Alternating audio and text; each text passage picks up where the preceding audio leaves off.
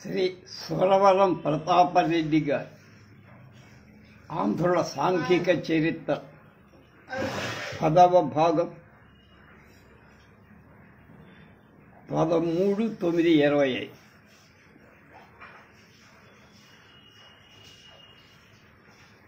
తూర్పు చాళుక్య యుగం,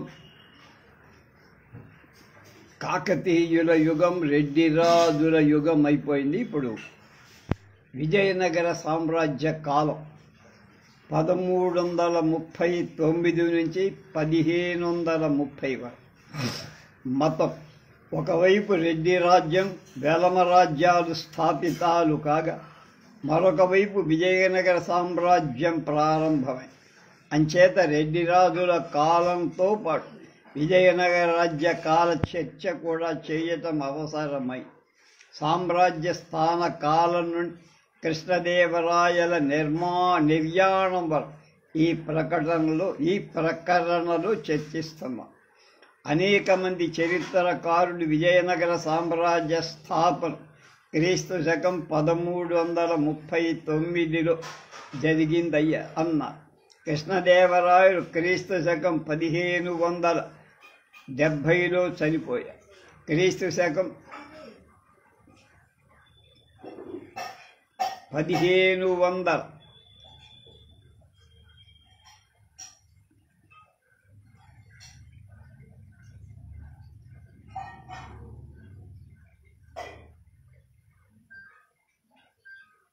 63లో తల్లికోట యుద్ధం, రామరాజు వధుడయ్య. విజయనగర విధ్వంసం దక్కన్ సుల్తానుల చేత అతి ఘోరంగా జరిగింది. పెనుగొండలో మళ్ళా తిరుమల రాయుడు నిలదొక్కుకొని త్వరకలను ఆక్రమణను నిరోధించి రాజ్యం చేశాడు. కానీ శ్రీరంగరాయలు చాలా దుర్బలుడవడం చేత రాజధాని చంద్రగిరికి మారి అక్కడ కొంతకాలం నామమాత్రావశిష్టంగా సాగి చివరకు 1620 ప్రాంతంలో విజయనగర సామ్రాజ్యం రూపు మాసి 1530 నుండి 1629 వరకు ముందు ప్రకరణంలో చర్చిద్దాం. ఓరుగంటిని మంట కలిపిన ముసల్మానులు తెలుగుదేశం అంతటా వ్యాపించుకొని తమ ఘోర కృత్యాలను నిరాఘాటంగా సాగించి, అలాంటి సమయంలో ప్రోలయ కాపయ్య నాయకుడు వాళ్ళని తరమటం, రెడ్డి వెలమరాజులు అదే పని చేయటం సంభవించినందు తెలుగుదేశం త్వరకల పైశాచికాల 4-5 ఏండ్ల కంటే ఎక్కువగా సహించి ఉన్నది కాదు. కానీ ఢిల్లీ నుండి పూరక చుక్కలు ధూమకేతువులాగా విజయ ధాటి ఆ సమారంభంలో చూసినదల్లా వశ్యంగా, పట్టినదల్లా బంగారంగా సాగిన మార్గమంతా జైత్రయాత్ర కావించిన మాలిక్ కాఫే తమిళ పాండ్య దేశాల్లోని మధురలు ముస్లిం రాజ్యాన్ని స్థాపించి వెళ్ళారు. అక్కడ సుల్తానులు 7 మంది ఇంచుమించు 50 ఏళ్ళు రాజ్యం చేశారు. ఈ కార్యకాలంలో వాళ్ళు తరచినట్టల్లా ప్రజలను దుర్భరమైన హింసల పాలు చేశారు. ఆంధ్రదేశంలో అది సంబంధించకున్నప్పటికీ వారి చర్యలంతా ఒకే విధంగా సాగినవటం చేత తెలుగుదేశంలో జనులకు కలిగిన కష్టాలు తెలుసుకోవటానికి ఉపయోగిస్తాయని ఇక్కడి మాసర తెలుపబడు. వీరకంపరాయ చరితమనే నామాంతరంగల మధుర విజయమనే కావ్యాన్ని కంపరాయల భార్య గంగాదేవి రాశారు. ఇది సత్యమైన చారిత్రక గ్రంథం. క్రీస్తు శకం 1370లో కంపరాయులు మధుర నుండి త్వరకలను ఓడించి వెళ్ళగొట్టారు. మధుర విజయంలో ఒక స్త్రీ కంపరాయని కాంచీ నగరంలో నిర్మించుకొని మధుర రాజ్యంలోని త్వరకల పాలనను ఇలా వివరించారు. అధిరంగమవాప్తయోగ నిద్రాం హరిమద్వేజయేతి జాత భీతి పతితం ముహురిష్టకాని కాయం ఫణచక్రేణ నివారయత్యహీం ద్రహ. హరి యొక్క యోగ నిద్రకు భంగం కాకుండా శ్రీరంగ గోపురపు ఇటికలు పడిపోగా శేషుడు తలలతో ఆనబడ్డుతున్న పాములు పారాడి అన్నమాట. అది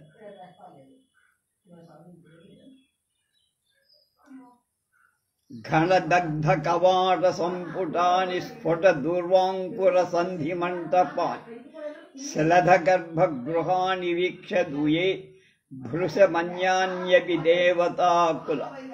దేవతాయతన ద్వారాలు చెదలు తినేశాయి. మంటపాలు విచ్చుకొని పోయి వాటి సందులలో గడ్డి మొలిచే, గర్భగృహాలు పడిపోయి. ఈ అవస్థ ఇతర దేవాలయాలకు కూడా కలిపి ముఖరాణి పురా మృదంగ ఘోషై అభితో దేవకులాని అన్యభూవ తుములాని భవంతి ఫేరవాణాం నిరదైస్థాని భయంకరై హృదాని.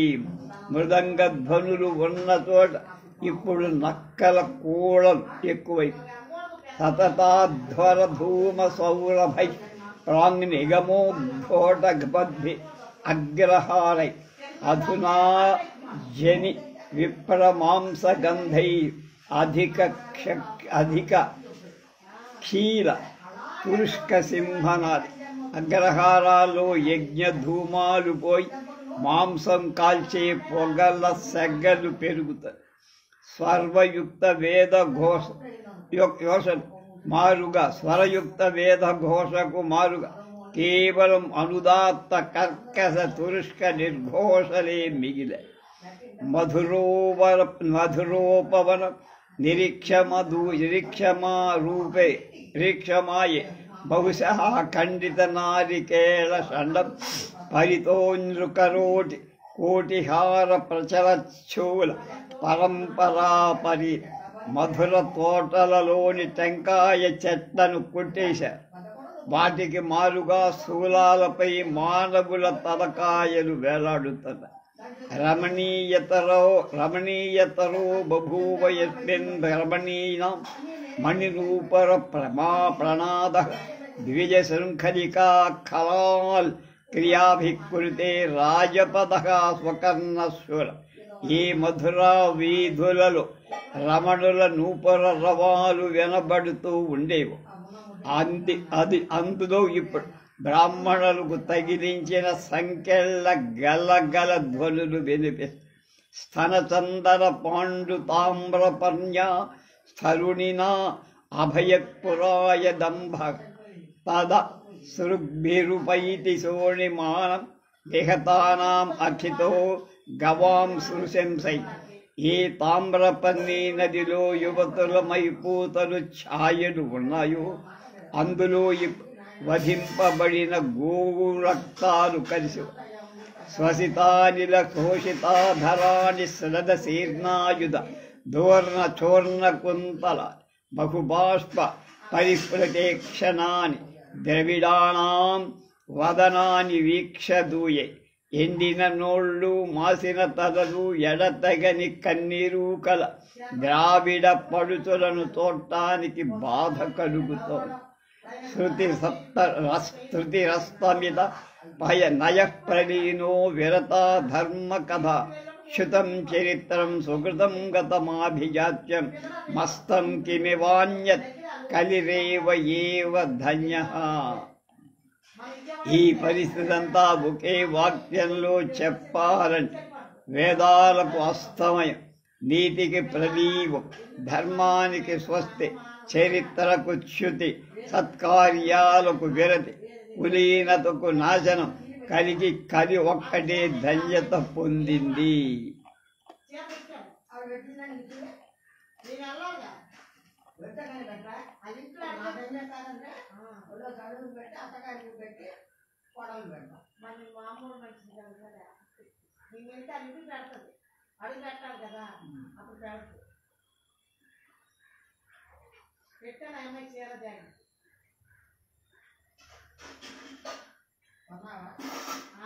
ఎవరు పెట్టారు మన పెళ్లికి 500 చీర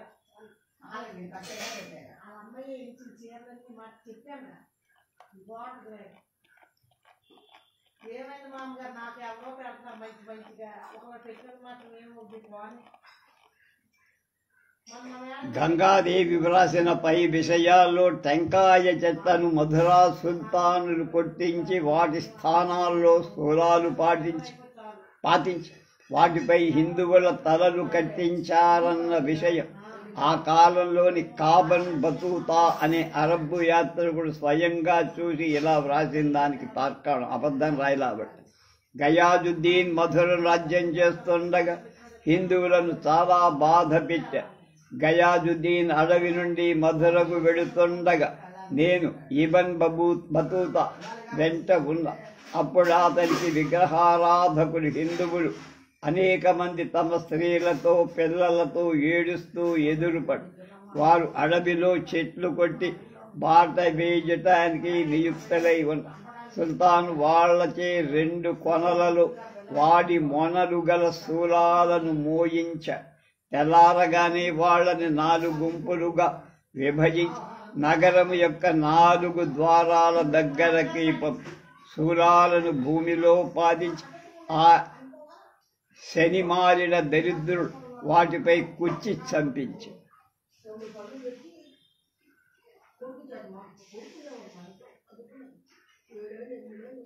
ముసల్మానుల విజృంభణానికి అనేక కారణాలు. అందులో ఒకటి హిందువులలో మతభేదాలు ఏర్పడి పరస్పర వైషమ్యాలు మొదలు. కాకతీయుల కాలంలో శైవ మత విజృంభణం గమనించారు. విజయనగర ఆరంభంలో వైష్ణవ మత వ్యాప్తి ఎక్కువై ఈ కాలానికి ఆచార్యత్రయం వారి అద్వైత విశిష్టాద్వైత సిద్ధాంతాలు వ్యాప్తిలోకి వచ్చాయి. జైన బౌద్ధుల సంఖ్య లెక్కలేనిదైపోయి ఇక మిగిలింది శైవ వైష్ణవ. శైవులు మొదట పర సాంప్రదాయాన్ని నోటికి వచ్చినట్టు తెచ్చటానికి మొదలుపెట్టి శివుడి తప్ప అన్య దైవాన్ని మెచ్చిన వాళ్ళ నెత్తిన కాలు పెడతామన్నారు. శివుడి వలననే విష్ణాదులు వరాలు పొంది మాన్యాలు పొంది సామంత స్థితిలో ఉన్నట్లు కథలు కొల్లలుగా రాశారు. కృష్ణదేవరాయలే తన ఆముక్తమాల్యదలో శైవ ప్రభువుల పరమతస్థులకు అపకారం చేయడం, పరదేవతాయతనాలను పడగొట్టి శైవ మఠాలను కట్టించడం ఈ విధంగా వర్ణించారు. ఒక పాండ్యరాజును గురించి విష్ణుగుప్తుడితో శ్రీరంగనాథుడే మొరబెట్టుకున్నారు.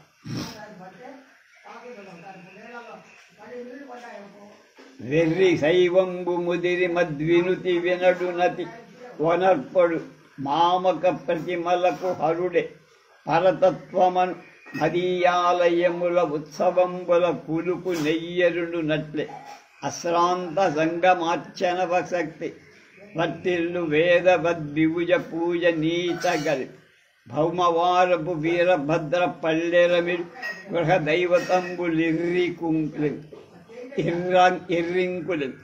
షణ్ణవతి శ్రద్ధ జయమారబెట్ శంకర దాసమయ్య భక్త ప్రతి ఆర్యంబులైన దేవాలయంబులు వ్రాల అవనీ నిరాశా మఠాలిని జందె ముత్తర శైవంబు త్రెంచు పతితులారాధ్య దేవళ్ళ ప్రాప్యులను ఉపనిషత్తులు వారిచే నవ్వి వినుచు వెండి ఏ జంగమెత్తిన వెరగుప శివలింగము దాల్చిన జన నివహంబేనైన చేయునిది పాపముదా దానవుగా దన ఆ సమయమున నగునను విప్రులకి అగ్రహారములిచ్చు. ఆ పాండ్యరాజు శైవులు గంజాయి తాగిన చూసి చూడనట్లుగా ఉండి విప్రుల తప్పు కొంచెమున్న పంచాయతీ సభకెక్కించి వాళ్ళకి శాస్తి చేయిస్తుండేవాడని. ఆ రాజు నమ్మించటానికై ఇష్టం లేకపోయినా ఇతరుడు రుద్రాక్ష పేరులు మెడ నిండా ధరి సంకలు వీరశైవ పుస్తకమైన సూత సంహితలను ఇరికించుకొని తిరిగేవాళ్ళని ఇదే సందర్భంలో రాయలు రాశారు. రాజులు కూడా హతాచార్యులు ఈ విధంగా ప్రజలను బాధించటం హిందువులలో పరస్పర ద్వేషాలు, రాజద్రోహ, దేశద్రోహ, బుద్ధి ప్రబలటంలో ఆశ్చర్యం లేదు. కాళహస్తీశ్వర శతకాన్ని ధూర్జటి వ్రాశాడంట. శైలిని బట్టి అది తనది కాదని చెప్పవచ్చు. దాన్ని ఎవరు రచించినా అది ఈ సమీక్షా కాలబుదిగా కానవ.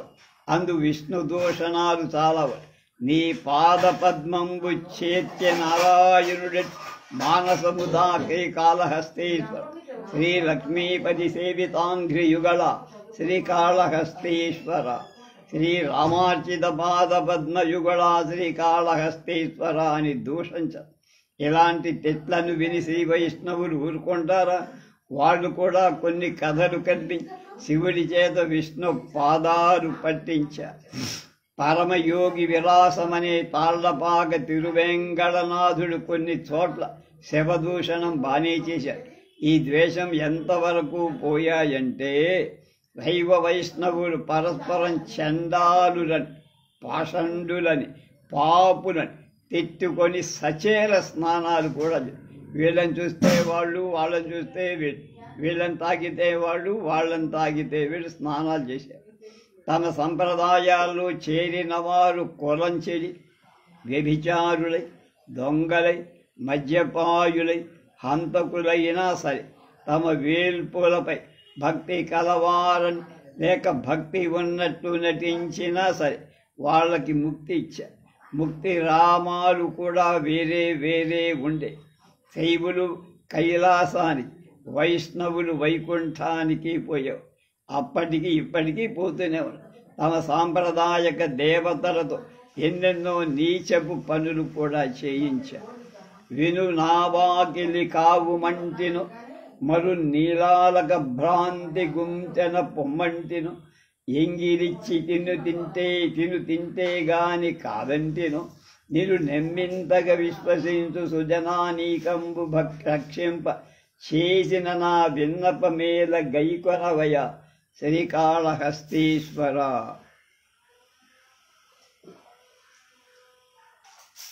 అని నిన్నే రూపముగా భజింతు మదిలో నీ రూపు మొకాలో స్త్రీ సన్నో వంశము మేక పెంటికయు అని కాళహస్తీశ్వర శతకారుడు. ఇదే విధంగా వైష్ణవులు విప్రనారాయణుడికి వేశ్యా సాంగత్యం కలిగించి శ్రీరంగనాథ స్వామిచే వేశ్యకు దొంగ సొత్తులిప్పించారు. ఈ కథలు అల్లినవాడు సంఘంలో మత వ్యాప్తికై అవినీతులు కూడా వ్యాప్తి చేసిన వాళ్ళ ఐగుంటం వాడు తోచకపోయిందే. శైవులు వైష్ణవులుగా, వైష్ణవులు శైవులుగా మార్చడం బాగా ఎక్కువైపు. విజయనగర సామ్రాజ్య కాలంలో శైవుల ప్రాబల్యం తగ్గి బసవ పండితారాధ్య సోమనాథుల వంటి ప్రచారకులు లేరు. వైష్ణవ ప్రాబల్యం ఎక్కువై శైవులు బిజ్జల రాజ్యాన్ని వశపరుచుకున్నట్లుగా వైష్ణవులు రెడ్డి వెల్లమల విజయనగర చక్రవర్తులను వైష్ణవులుగా మార్చేసి ఆనాటి మన మత పరిస్థితి ఇలాంటి హీన దశకు వచ్చి వివిధ సంప్రదాయక వర్గాల వాడు తమ ప్రాబల్యం గల చోటులో తదితర వర్గాల వాళ్ళని హింసించటం కూడా జంకల. అనేక జైనాలయాలను శైవులు ఆక్రమించుకొని వాటిని శివాలయాలుగా మార్చి వేములవాడలో ఇవాళకి శివాలయం ముందట ప్రాచీనంలో ఉన్న జైన విగ్రహాలు తమ వ్యవస్థను తెలుపుతారు. గద్వార సంస్థానంలోని పూడూరనే గ్రామంలో పశ్చిమ చాళక్య శాసనాలు. అక్కడ ఊరి ముందటనే ఒక పెద్ద జైన శాసనము. ఆ ఊరి కొంత దూరంలో శివాలయం. దాని ఆవరణలో ప్రాచీన జైన విగ్రహాలు లోపల నుండి తొలగించి బయట ఉంచేసి శైవులను చూసి వైష్ణవులు జైనులను హింసించటం ప్రారంభించారు. జైనులు ఇప్పటికీ మైసూరు రాజ్యంలో ఆనాడు ఇంకా మిగిలి ఉన్న వారిని శ్రీ వైష్ణవులు హింసించి శ్రావణ బెల్గోళలోని వారి దేవాలయాన్ని కూల్చేశారు. అప్పుడు మొదటి బుక్కరాయు వాళ్ళకి సఖ్యతకు శ్రీ వైష్ణవుల చేత కూలిన జైన దేవాలయాన్ని బాగు చేయించారు అని Vijayanagara 6th century commentation volume by VSC అని ఉదహరిస్తున్నారు. విజయనగర రాజులు మాత్రం మత సంప్రదాయక ద్వేషాలకు త్వరకలు తాము గెలిచిన ప్రాంతాలలో హిందువులను బాధించి మతాన్ని మార్చి గ్రంథాలని తగలబెట్టి దేవాలయాన్ని కూల్చి బీభత్సం చేస్తూ ఉంటే హిందువులలో ఐక్యత కలిగించటమే రాజనీతిగా ప్రవర్తించారు వాళ్ళు. ఆనాటి విదేశీ యాత్రికుడు విజయనగర రాజ్యంలో సర్వమత సహనం ఉండటం చూసి ఆశ్చర్యంతో ప్రశంసించి రాజుల్లో మత సామరస్యం ఉండిన జనుల్లో ఆచార్యులు అది మృగ్యమై ఉండటం శోచని. మధుర రాజ్యంలో ముసల్మానుల క్రూర చర్యల గురించి తెలపాలి. అలాంటి చర్యలే ఆంధ్ర కర్ణాటక ప్రాంతాలు ముసల్మానులు కాలు పెట్టిన చోట్ల వ్యక్తమయ్యిన అప్పటి వాంగ్మయంలో విశేషంగా వర్ణించబడి కృష్ణదేవరాయలే ఇలా చెప్పారు. సనకాది దివిజ మస్కరి పాల గోపి చందర పుండ్రవల్లికల్ నాకీ నాకీ వెలసి సెలసి హాహాహూహూ దండియల తంత్రి శ్రవ్వ సింగినులుగా దివిచి సప్తర్షికృత విజయజ్ఘర వాలూకాలింగ సమితి ముచ్చెల కాళ్ళ చమిరి రంభా ప్రధానప్సర పృథో రోజ కుంభంబులెచ్చటగన్న బట్టి తిరుగు హరిపురి సురత కుసురలగ మరగి బహుళ హడి కృతకల బరిగనరగ బలి నగర సగర పురవర పరివృఢ జనన యవన వృత నభవదసి దని దిగి కృష్ణరాయ మళ సనకాది దివిజ సుస్కరి ఘ్వాల గోపి చందన పుండ్రవల్లికల్ నాకీ వెలసి హాహాహూహూల దండియల తంత్రి త్రవ్వ సింగిలుగా దివిచి సప్తర్షికృత విజయ ఝరవాలూకాలింగ సమితి ముచ్చెల కాళ్ళ చమిరి రంభా ప్రధానప్సర పృథో రోజ కుంభంబుల ఎచ్చటగన్న పట్టి తిరుగు హరిపురి సురల మరి బహుళ హడి భృత కలబరి నగర పురవర పరిభృఢ యవన భృత నభ వదసినని తెగి కృష్ణరాయ గోవధంబు సేయు త్వరకల దైవంబు నీవు అని చంద్రుడిని పెద్దల తిట్టారు. సైనిక వ్యవస్థ ముసల్మాను విజృంభణంకొక కారణం హిందువులలో మత విద్వేషాలు కుల విద్వేషాలు ఉండటం, ఐకమత్యం లేకపోవడం. మరొకటి హిందువుల యుద్ధ నిర్వహణ అప్ టు ది మార్క్ సరిగ్గా లేకపోవడం. ముసల్మానులో ఐక్యత మతావేశం ఉండటం, అలాగే మత వ్యాప్తి చేయటం వాళ్ళ ఆదర్శమై ఉంది. పైగా వారి సైన్యంలో ఆస్మిక దళం అపారంగా ఉండే. గుర్రాలు దక్షిణ హిందూస్థానంలో తగినన్ని లేకపోవడం. అరేబియా పర్షియా దేశాల నుండే అవి దిగుమతి అవుతూ ఉండే. అరబ్బులు పారసీక వ్యాపారులు ఈ మందు కోట్ల ద్రవ్యాన్ని గడించారు. వ్యాపారంలో కోట్లధనం. వారు సహజంగా తమ మతస్థులైన హిందూస్థానీ ముసల్మానుల మొదలు గుర్రాలను సప్లై చేస్తూ ఉండేవారు. అంటే మంచి మొదట్లో విజయనగర చక్రవర్తులు గుర్రాలు లేని లోపాన్ని గమనించి వాటిని కొనటానికి ఎక్కువ కృషి చేశారు. గుర్రము ఓడలు వచ్చేటప్పుడు అవి చచ్చిన వాటి తోకలను తెచ్చి చూపిస్తే గాని గుర్రం ధర ఇస్తూ ఉండేవారు. ఒక్కొక్క గుర్రానికి 20 పౌండ్లు ఇచ్చేవారు. పోర్చుగీసు ఉసువాడు ఏటేటా 5,000 గుర్రాలు సప్లై చేసిన తాను 20,000 పౌండ్లు ఇస్తానని కృష్ణదేవరాయలు అన్నాడు. 5,000 గుర్రాలు సప్లై చేస్తే 20,000 పౌండ్లు ఇస్తానని. హిందూ సైన్యంలో మరొక లోపం ఏమిటంటే వాళ్ళకి తుపాకీ మందు ఫిరంగీలు తక్కువ.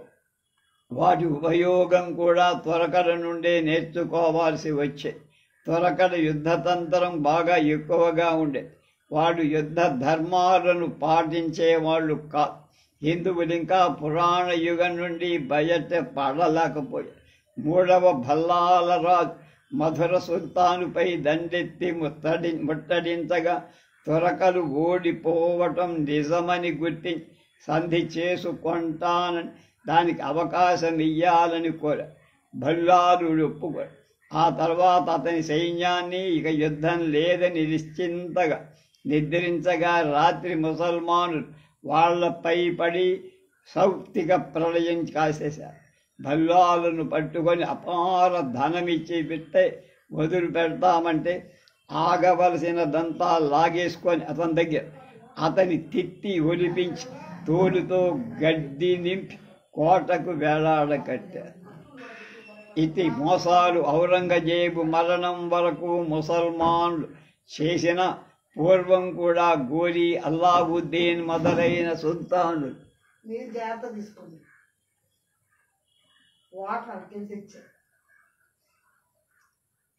బహు మోసాలు చేసిన హిందువులు గుణపాఠం నేర్చుకొని ధరతు కూడా లేదు. దక్షిణ దేశ హిందూ రాజుల వద్ద అపార ధనముందని, వారిలో ఐక్యత లేదని, అన్నిటికన్నా మకుటాయమానమైన లోపం హిందూ సైన్యం దుర్బలతతో ఉందని అల్లావుద్దీన్ ఖిల్జీ గుర్తించి దక్షిణాపథంపై పడ్డ. హిందువులు మరొక లోపం ఏమిటంటే వాళ్ళ శత్రువులపై గెలుపొందినప్పుడు మళ్ళా శత్రువు తలెత్తకుండా గట్టి చేసుకోవాలి. అక్కడ లోపం. రాయచూర్ యుద్ధంలో ముసల్మాన్ ఓడిపోగా వాడితో పూర్తిగా తుడిచివేయాలని సేనానులు ఒత్తి చెప్పిన కృష్ణదేవరాయలు వెనక పారిడి వాడిని సంహరించడం ధర్మం కాదని వాదించారు. విదేశీయుడైన మాలిజ్జి సూనిజ్జి చకితుడై ఇది చూసి రాశారు. అతడు ఉన్నత్తూరును గెలిచినప్పుడు ఓడిన రాజులనే మళ్ళా అందులో నెలకొల్పారు. ముసల్మాన్ల యుద్ధతంత్రం అలాంటిదిగా. శత్రువు విరిగినప్పుడు వాడిని పూర్తిగా తొక్కేసి భస్మం చేసి వాడి ప్రజల ధనాన్ని పూర్తిగా లాక్కొని వారి నగరాలను నాశనం చేసి తలచినన్ని ఘోరాలు చేయటాన్ని వాళ్ళు నేర్చిన నీతి. దేవగిరి, ఓరుగల్, కంపిత్, విజయనగరం శిథిలాలే వాటి చర్యలకు సాక్ష్యాలు. మాలికాప దక్షిణాపథాన్ని దోచి 3002 ఏనుగుల పైన ధనాన్ని, 22,000 మణుగుల బంగారాన్ని, 96,000 మణుగుల బంగారాన్ని, అసంఖ్యాకాలైన ముత్యాల రత్నాల పెట్టెల 12,000 గుర్రాలను తీసుకొని ఢిల్లీ చేరాడు మాలికా. హిందూ సైనికులు ముసల్మానుల వంటి సైనిక భటులు కాదు.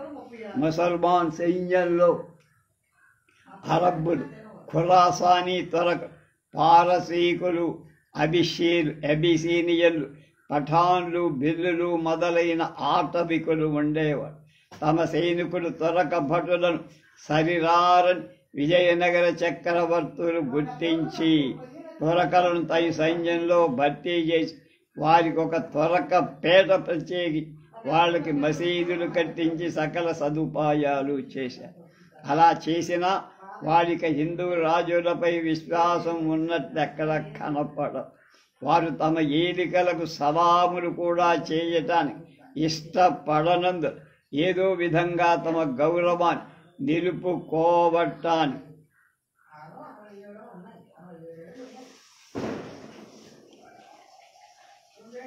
తన గద్దెపై ఖురాను ఉంచుకొని దానికి చేసిన తురక సలామును తాను పంచుకున్నాడు. అలాంటి లోపాలతో కూడిన సైన్యాలు విజయనగర చక్రవర్తులు వీలైనంత వరకు సవరించుకుంటూ వచ్చారని నిరూపించారు. కాకమాని మూర్తి కవిచే రచితమైన రాజవాహన విజయమనే పద్యకావ్యాలు నేను చూశాను. ఎన్ వెంకటరమణయ్య గారు వ్రాసిన ఇంగ్లీషు వ్యాసాన్ని చదివి తెలుగు మూలాన్ని చూశా. రాజవాహన విజయంలో తురకల తుపాకీ యుద్ధాలు వర్ణింపబడటం చేత, సదాశివరాయల టంకాలను పేర్కొనటం చేత ఆ కర్త క్రీస్తు శకం 1650 ప్రాంతం వాడుగా కనపడుతుంది. రాజవాహన విజయం అనేటువంటి యుద్ధయాత్రను గురించి విపులంగా అందులో వర్ణించారు. విజయనగర రాజుల యుద్ధయాత్రలు సమకాలికులు కొందరు వర్ణించి దానికి ఈ కవితలోని విషయాలకు ఏమీ భేదం కానరానందున కటువైన ఈ కవిత నుండి మనకు పనికొచ్చే విషయాలు ఉదహరిస్తా. రాజవాహన యువరాజు యుద్ధయాత్రను నగరంలో ప్రకటించాడు. సైన్యమంతా నగర బహిప్రదేశంలో ఉన్నది. యువరాజు జలతారు పని గదిగి చక్కని కుట్టు పని గదిగిన అంగీ తొడిగి దండంపైన రత్నాల కళాలు సంధికి దండెపై రత్నాలు కళాలు ధరించి ఎర్రని బురుసాని టోపీని ధరించారు. పల్లకి మోసే బోయిలు మొసలి మొగముల రూపంలో ఉన్న కొన కొమ్ములు కలిగి పరదాలు పట్టుకుచ్చులు గల పల్లకిని యువరాజు కోసం తెచ్చారు. ఆ బెస్త బోయల వ్రేలాడు రుమాలు చెంగులు కట్టారు. జానడు బాకుల నీలి దట్లతో ఉంచారు. బిళ్ళ చెప్పులు తొడిగారు. మావటీడు పట్టపు దంతిని తెచ్చి నిలబడ్డాడు. పట్టపేరు ఒకడు అలంకరింపబడిన గుర్రాన్ని తెచ్చారు. దానికి హురు మంజితో సిద్ధమైన జీను కళ్ళెం ఉండే. ఫిరంగి కేడం రాజుకు ఫరంగి కేడాన్ని రాజుకు పట్టారు. యువరాజు తుఖారవం అంటే తుఖారా దేశపు సమరాశ్వాన్ని ఎక్కాడు. అతని ఎదుట ఏనుగుల బలం, తర్వాత గుర్రపు బలం, దాని వెనక రథాలు బలం, ఆపైన కాల్బలం నడిచింది. యుద్ధ వీరణాలు అంటే శంఖ కాకడ ఢక్క హుడుక్కాది రవాలు దిక్కులు పిక్కటిల్లి మ్రోగాయి. ఏనుగుల దంతపు కొమ్ముల పెద్ద ఖడ్గాలు కట్టి ఉంచారు. గుర్రపు సేనలో పఠాన్లు ఎక్కువగా ఉండేవాడు. వాళ్ళు జుంపాలకు నూనె రాసి జొరపాలకు దువ్వి మెరిగిచ్చి వాటిపై జరీపాగలు చుట్టారు. అంగీలు సొక్కాలు దొడిగారు. అంగీపై నడుములో దట్టీలు బిగించి రూందే అంటే టర్కీ దేశంలో సిద్ధమైన రూమీ కత్తులు పట్టి ఉన్నారు. వాళ్ళకి రాగి వన్నె మీసాలుండే, కళ్ళు ఎర్రగా ఉండే. తాంబూలాలు నమినందున వాటి నోళ్ళ ఎర్రబారి ఉంటాయి. వారు గుర్రాలపై బారుడితే యువరాజుకు సలాములు అంది. తర్వాత చెంగులు విడిచిన పాగాలతో, నడుములతో, కటారులతో, కురుస బల్లాలతో, చేతిపై నిలిపిన డేగలతో కయిజీతపు రాజులు వెళ్ళాయి. ఆ రాజుల వెంట వాళ్ళ సామాన్లు మోసే తట్టువలు వెళ్ళాయి. తర్వాత డాలు కత్తులు పట్టిన బంట్లు పసుపు రంగు చల్లాడాలతో, ఆ చల్లాడాలకు కట్టిన చిరుగంటల మ్రోతతో, దృష్టి దోష పరిహారానికి పెట్టించుకున్న మసిబొట్లతో, నడుము దట్టీలతో, వల నుండి సగము బయటికి లాగిన కత్తులతో ఆ బంట్లు వెళ్ళాయి.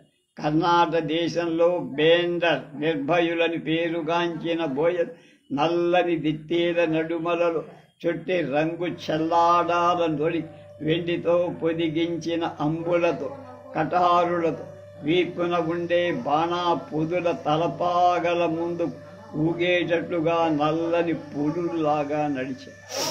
బంట్లు అంబులు బాణ తీసుకొని మణికట్లపై ఇనుప కడాలు గల్లు గల్లు మంట గోని సంచులలో అవసరమైన యుద్ధ పరికరాలు మోసుకుంటూనే.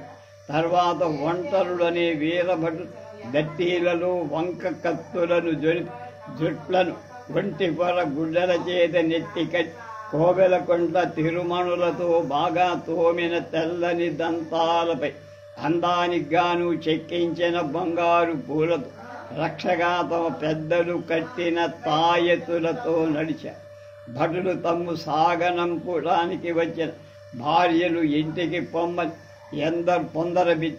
కొందరు స్త్రీల వెంట వస్తామన్న త్వరక యోధులు భార్యలు తట్టువలపైన కాళ్ళ మెట్టెలతో ముసుగులతో సైన్యం వెంట నడిచా. కన్నడ స్త్రీలు పలువురు వెండి సందెకడలతో నసట విభూతితో మంకెనలతో పాలు పెరుగు నెయ్యి పెట్టి గిత్తలపై కట్టి తావును వాటిపై కూర్చొని సైన్యం వెంట పాలు పెరుగు నెయ్యి అమ్మటానికి వెళ్ళి యువరాజు వంచుగలిన భోగి ఒక పల్లకీలో పరదాలేసుకొని బయలు ఆమెకు చెలికెత్తలు తాంబూలాలు కట్టి అందింపగా పరదాలో నుండి బయటికి చెయ్యి దాచి అందుకునేటప్పుడు ఆ చేతి సౌకుమార్యాన్ని అందాన్ని చూసిన వారు ఆమె రూపురేఖా విలాసాలు పూర్తిగా చూస్తే మరింత అందంగా ఉంటుందో అని తొంగలు ఆశ్చర్యపోయి రాజు భార్య కూడా అందరంలో బయలుదేరి ఆమె పల్లకి వెంట పట్టెనామాలతో శ్రీ వైష్ణవ ఆచార్యులిద్దరు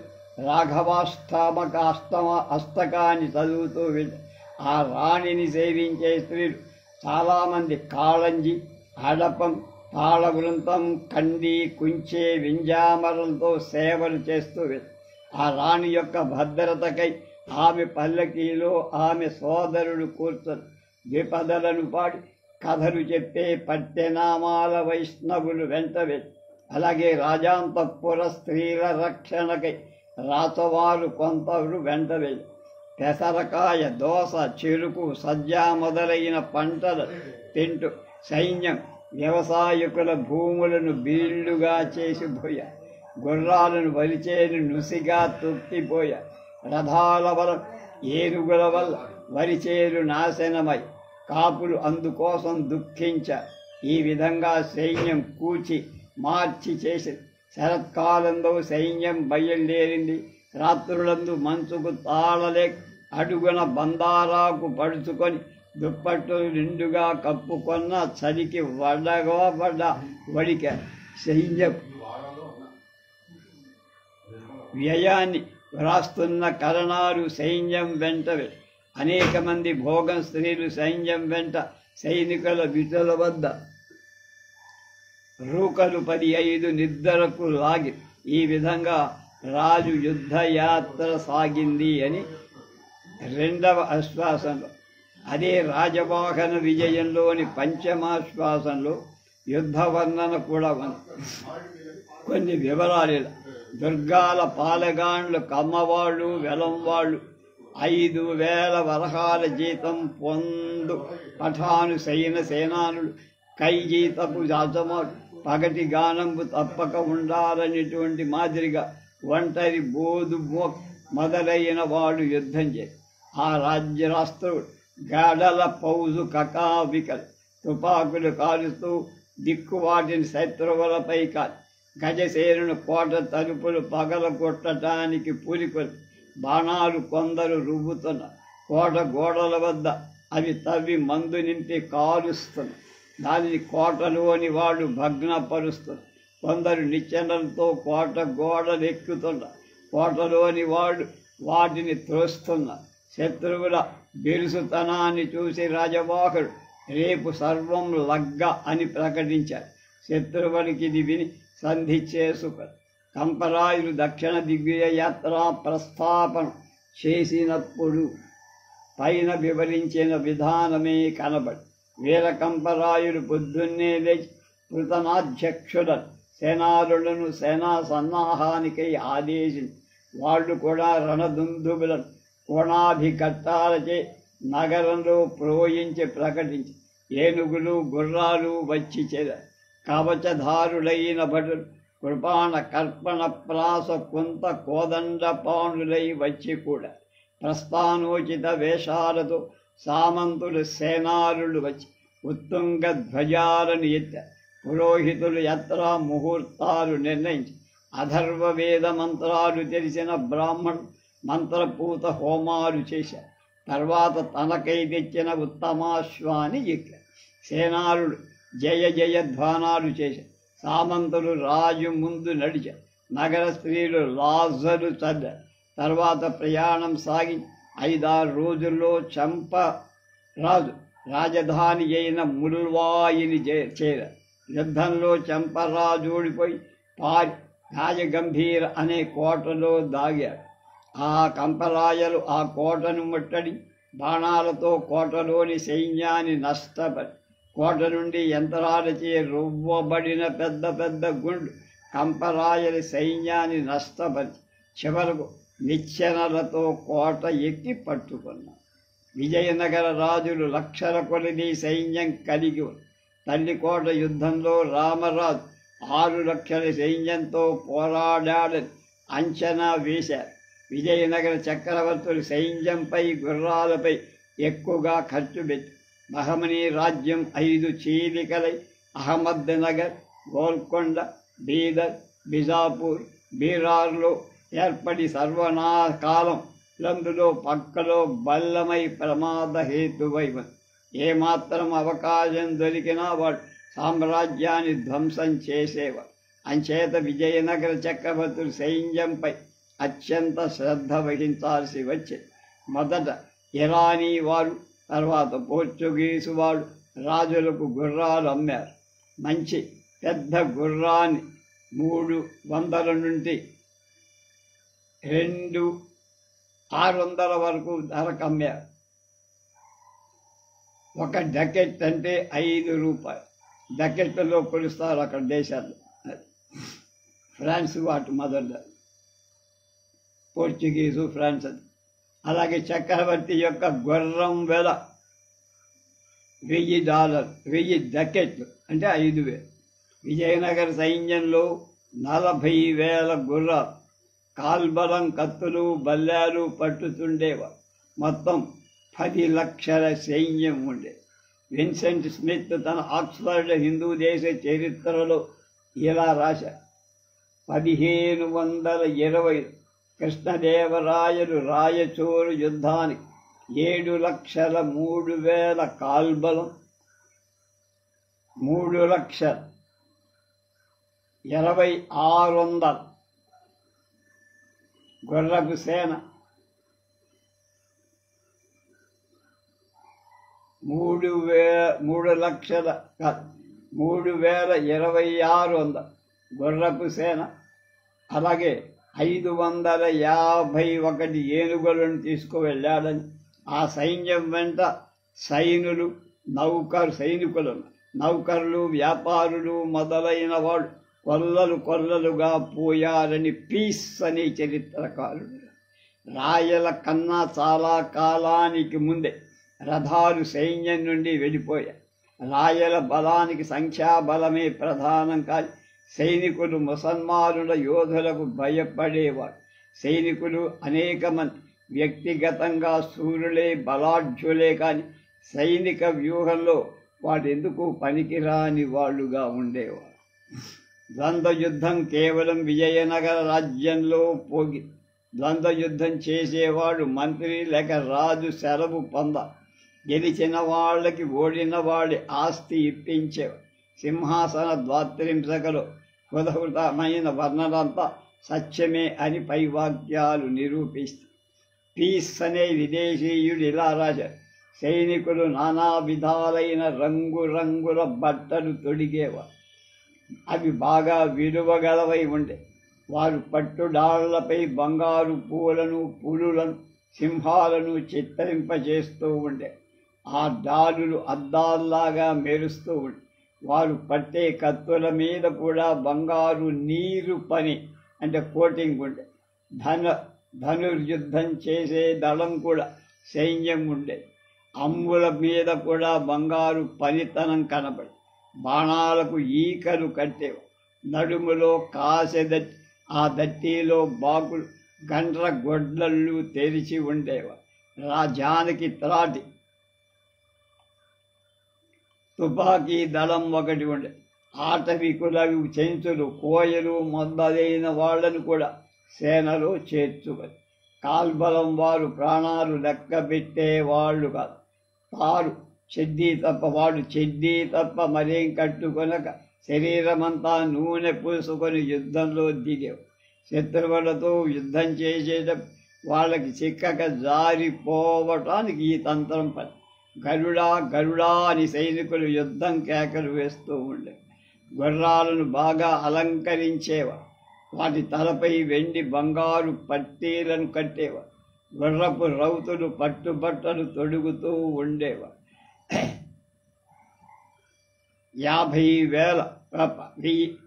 10,000 ఏనుగుల సైన్యం. ఏనుగులకు రంగులు వేసి అలంకరించేవారు. ప్రతి ఏనుగుపై 4 కూర్చోవటానికి అంబారీ ఉండేది. సైన్యావసరమైన వస్తువులను ఎద్దులు, కంచరగాడిదలు, గాడిదలు మోస్తూ ఉండే. యుద్ధంలో ఉపయోగించే ఆయుధాల ముచ్చట ఆ కాలపు వాంగమయంలో అందందు వర్ణించబడింది. కుమార దూర్జటి తన కృష్ణరాయ విజయంలో కృష్ణరాయల జైత్ర యాత్రను ఇప్పుడు ఇలా చెప్పే వర్ణించి: రచిత దిక్తట నటత్తట పెటార్భటులతో ఘోరమైన తుపాకి గుండ్ల చేత దవ్వున హెచ్చి రివ్వున వచ్చి వసరించు రాచూరి బాణములను పెళ్ళుగా వేసి చిత్త జల్లుగా వెదజల్లు పెంపారు సంపగములు ధాటీగతి నటింప మాటిగా ఆటుకొని పల్లెంపు తీగముల అరిమి తరిమిన భయమున విరిగి జరిగి నిజ బలంబుఢాకకు నిలువలే శరణుదొచ్చిన వారల కరుణ చూచి అతడి దుర్గస్థలంబును ఆక్రమించి. తుపాకీలు యుద్ధంలో ముఖ్యమై రాయచూరులో బాణాలు సిద్ధం చేసినట్టు కనపడు.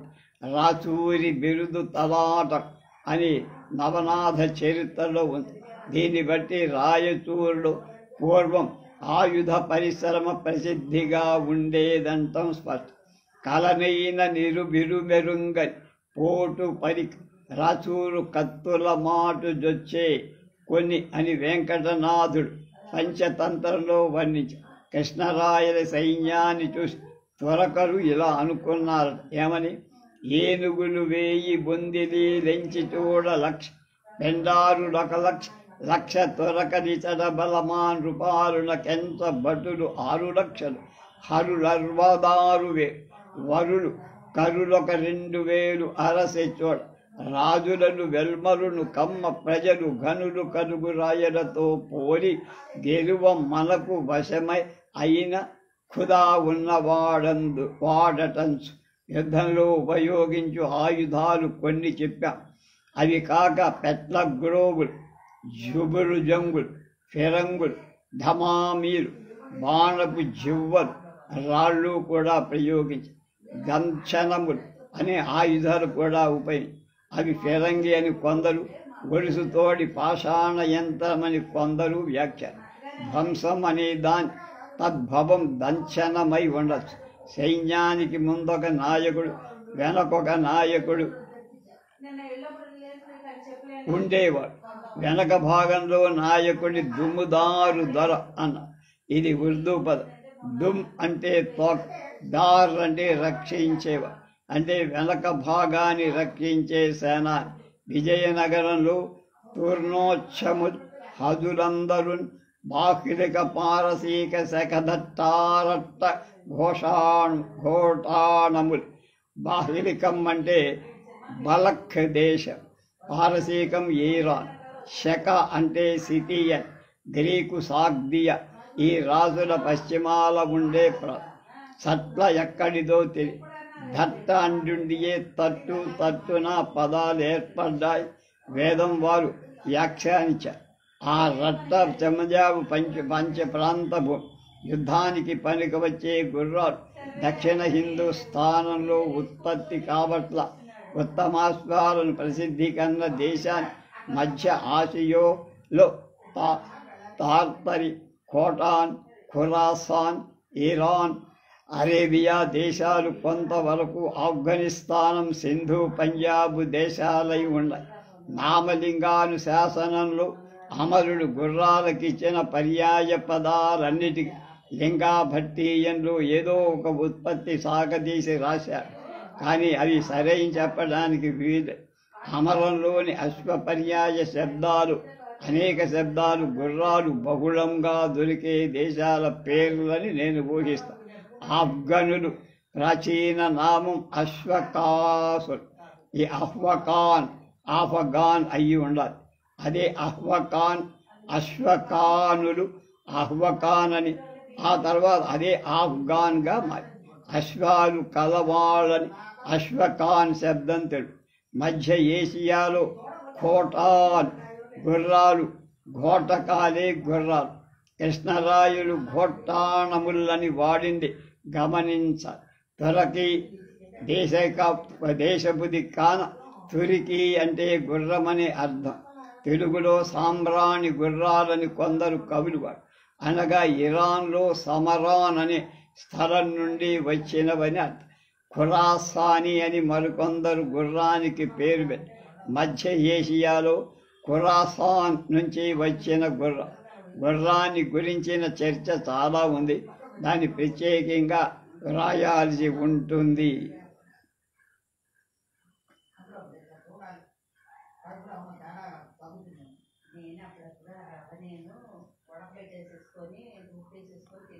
తెలుగు వాళ్ళకి సమరాశ్వాలు లోపం చాలా గొప్పది.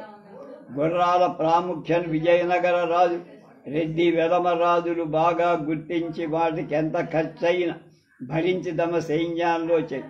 కానీ కొందరు తప్ప తక్కిన వారు గుర్రపు సవారీలో దానిపై యుద్ధం చేసే నిపుణతలు తురకలన్నా తక్కువవాడు. హిందూ రాజులు ఆఫ్రికా దళాలు ఎక్కువగా ముసల్మాన్లకే నేర్చాల్సి వచ్చేది. వాళ్ళ చేత నేర్చుకో. సైన్యంలో భటులకు కుస్తీలు, ఆయుధ ప్రయోగాలు, సవారీ +91 98049 3452 +91 98499 9345